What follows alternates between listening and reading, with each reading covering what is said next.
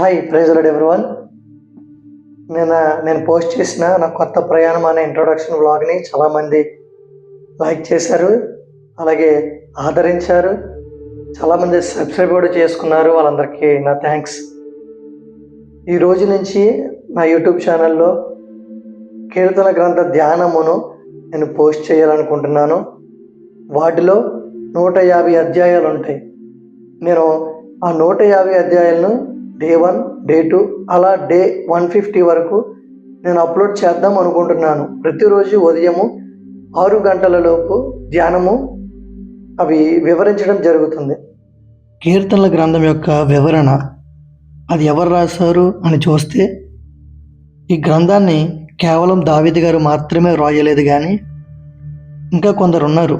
వారు ఎవరు అంటే, మొదటిగా చూస్తే దావీదు గారు, అలానే ఆసాపు, సొలొమోను, మోసే, కోరహు కుమారులు, వీరు కీర్తనల గ్రంథము రాశారు.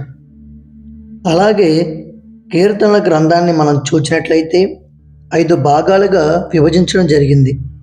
కీర్తనలు 1వ అధ్యాయము నుంచి 41వ అధ్యాయముల వరకు ప్రథమ స్కందము అంటారు.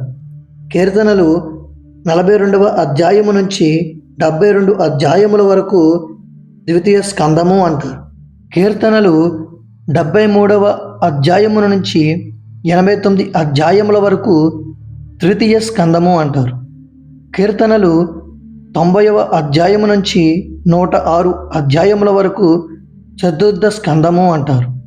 కీర్తనలు 107 అధ్యాయము నుంచి 150 అధ్యాయముల వరకు పంచమ స్కందము అంటారు. ఇక ఆలస్యం చేయకుండా రేపటి నుంచి డే 1 మొదలు పెట్టేద్దాము. ఎవరు మిస్ అవ్వద్దు. అందరూ తప్పనిసరిగా సబ్స్క్రైబ్ చేసుకోండి.